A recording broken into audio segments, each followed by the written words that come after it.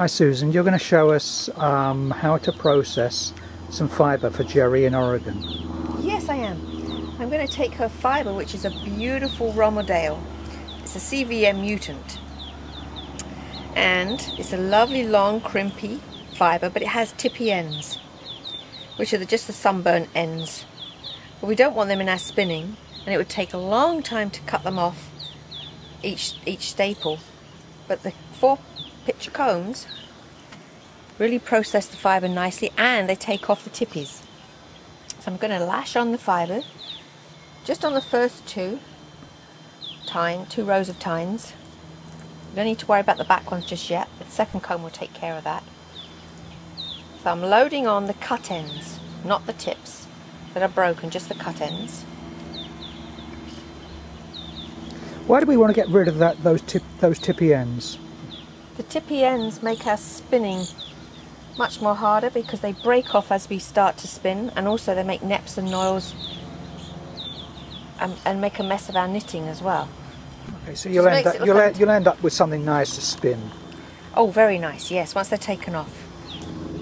How much do you load onto the hackle? This is the Forsyth hackle and comb set, isn't it? The 4-pitch. Yes, it is. This is the superfine set that we're using. Superfine because the fibre is so fine. How much to load on is really a personal choice. But you start off with a small amount and then you gradually build up to your comfortable amount on there. Okay. So, there they are loaded onto there. Alright, so the hackle's fixed? The hackle's actually clamped to the table, and the height is about just below my elbow height. Okay. Alright. This one doesn't move. It always stays upright position, unlike other combs. Yeah, so that's a fixed hackle. It's a fixed hackle. This is the one that does all the work. So we're going to start at the tips, and we're just going to take a sweep past and pull out a few of the fibres. It should be an easy movement. It shouldn't be tough to pull. If it's tough to pull, you've taken too many fibres into the comb, so just back it out and pull and take a few less fibres. So I'm going through the fibres, I'm giving it a little bit of a downturn, and I'm pulling back. And that just gives it a little bit of resistance? Yeah, to help pull off the fibres. Okay. Alright, so there's a slight twisting movement. Okay. Now what you want to do too is to pull back with your body, rather than try and pull your arm back. This will make it very tiring if you just use your arm. It's a body movement more than an arm movement. It's a bit of both actually. What you're trying to do is to get an even movement with both. You're actually rocking on your ankles.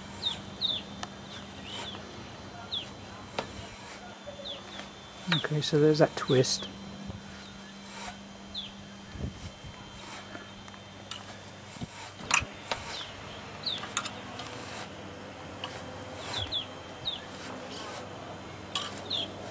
Now, as you're combing, the fibre is all going to one side, isn't it, on the comb or on the hackle? On the hackle, yes, yeah. It is. So I'll have to turn the comb around eventually. And just work it back the other way. Just turn the comb the other way, yes. So the comb can go either way, this way or this way, but never this way. No, no, no. That's a bit tough to come off, that piece there. Yep, it is. But it'll come off. A little bit of... I'm not taking too much at a time, and I'm not forcing it either. I don't want to break these fine fibres. Okay. So I'm just taking my time. So they will break, will they, if you... They can break if you pull them too tight, yeah, too hard. So as you can see, look, I've taken a lot of the fibres off of this side. And then they're nearly all gone from this side. But this one, there's still quite a few. Okay. So that's when I turn my comb around the other way. And I'll come back this way.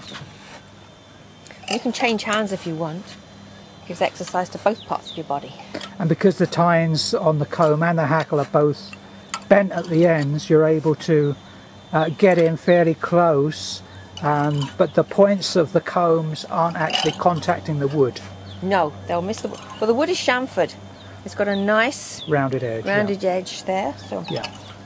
The tines actually miss the clamp. Okay, so you're not doing any damage to the wood. Hackle. No, no damage to the wood. And they miss the clamps too. Alright, can you get any more off that, or is that just waste now? I think that's pretty much it, but you have to make up your own mind how much you want to get, but I think that's they're short fibres anyway. So I take those off. Okay. And that, what's left behind are all the bits and pieces that from the first passing. Right, good. Okay, now you're Now I'm going, lashing back onto the hackle. still keeping those tines at 90 degrees 90 degrees, yes. to each other. Okay. You start with the tips of the end of the fibres, gradually work your way in. That's right. Now if you find it a little bit too tight to come off, just release that tension on the back of the combs Just there. to break it up a bit? Yeah, just to pull up those fibres a little bit, and then you'll find it will come off a lot easier. I suppose that if you were to use less fibre, would it actually make the process a little bit easier? It will make it quicker, but then you're doing more fibres, more lots of fibre. Okay. How much fibre do you think you can do with one combing? It just depends on what the fibre is like and how thick the fibre is, how fine it is, and how much you can actually pull off yourself. It's all to do with your own body and how the fibre reacts. So it takes a bit of time to actually comb the fibre, but I suppose you save time in the long run. When you actually sit down to spin, you're going to end up with something nice to work with, so you're not going to be teasing the fibre and pulling out all the little bits and pieces as you go. No, a lot of the work is going to be done. You're going to be pre-drafting too, because I shall be dizzing off. Okay, so that's one of the advantages.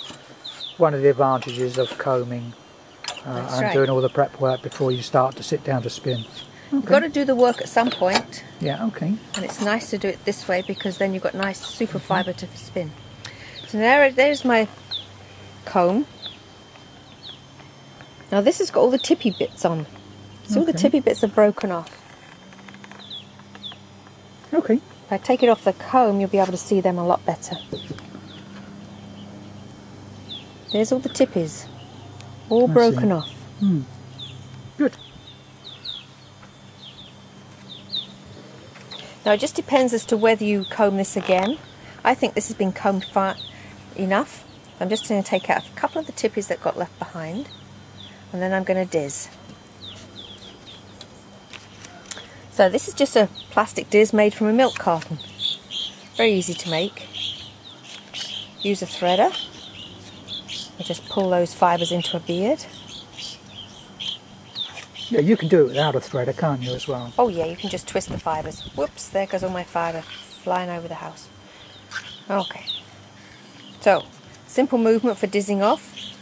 You slide the diz forward, pinch at the hole, pull both back hands. Slide, pinch and pull. Slide, pinch and pull.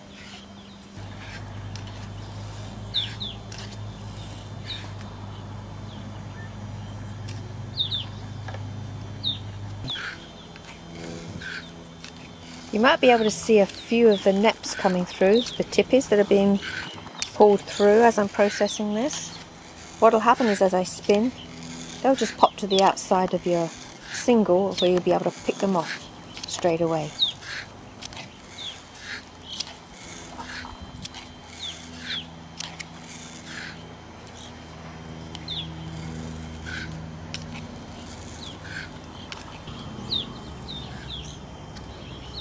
There's a temptation to use a diz with a larger hole. But if you do that, it means you can pull more fibres through and get it done quicker, but you'll be drafting more at the spinning wheel. So it's all personal choice as to whether you do it now at the comb, or whether you're doing sitting at the spinning wheel. Now I'm almost finished. The last little bit to pull off, and then I'm going to wind all of this processed yarn, this top, and I wind it all into a bird's nest. Okay. So this was the last part that came off of the hackle.